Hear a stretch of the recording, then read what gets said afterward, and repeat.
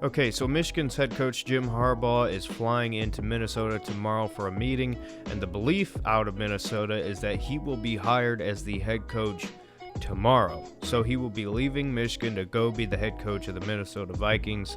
And another thing is, if they offer it to him, he's taking it. That has been something that has been repeated a lot recently. So the expectation is that tomorrow Jim Harbaugh will be the head coach of the Minnesota Vikings. So I wanted to talk about this, kind of talk about it, what it means for Minnesota as well as Michigan.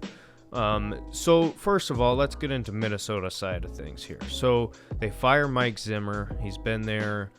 Things didn't work out. It reached its boiling point, whatever.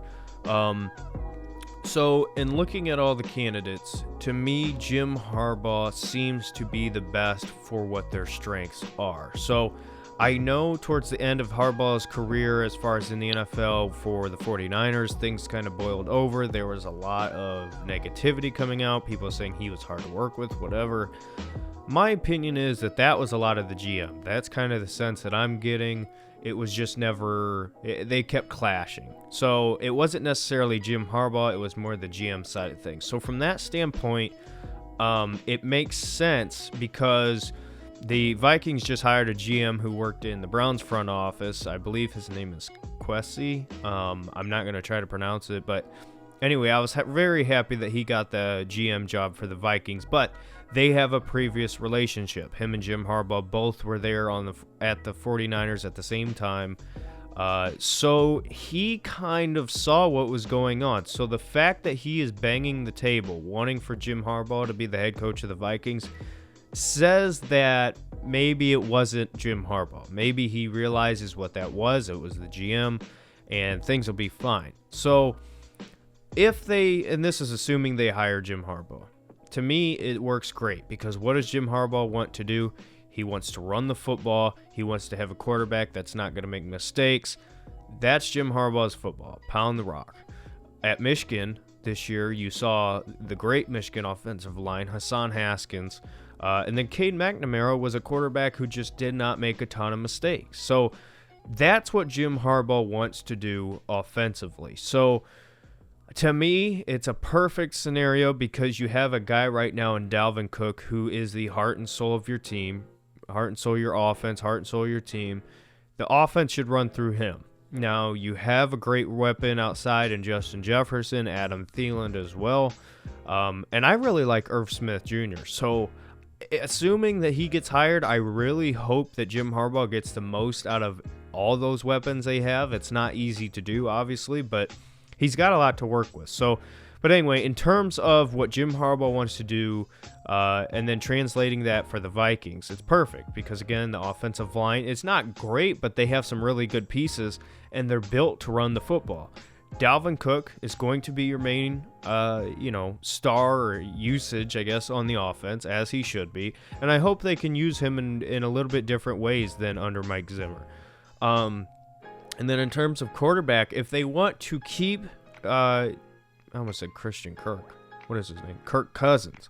If they want to keep Kirk Cousins, it's going to be good for this year. Because, in my opinion, they're going to draft a quarterback either this year or next year and get somebody in the mold of what he had in Colin Kaepernick. Because if you remember, back in the 49ers, I don't want to say their prime, but back when Colin Kaepernick and Harbaugh were in the Super Bowl, that style of offense wasn't really seen a whole lot in terms of the mobile quarterback, dual threat quarterback.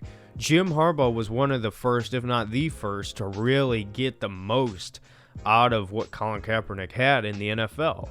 So, to me, I think it's a good fit because you look at where the NFL is going, that's the style of quarterback. Every single good quarterback in the league today is mobile and has a good arm. It's just where the NFL is going. It's going to be hard to find some of those guys, but it keeps happening, and that's where we're going. Tom Brady announces he's retiring. So really, Aaron Rodgers right now, unless I'm forgetting somebody, is the only one who is primarily just a pocket guy, even though he can run as well. So the NFL is completely moving towards that direction. So Harbaugh is going to be a guy who can help you in terms of evolving at the quarterback position. So I really like it from Minnesota's side of things. Now, they need to continue to build their defense and whatnot, but I think a guy like Malik Willis would be perfect. If they drafted him, had him sit for a year under Kirk, because he's got all the talents in the world. He's extremely mobile. He's got great legs, big arm, really good pocket presence, a big-time playmaker, but he needs to just,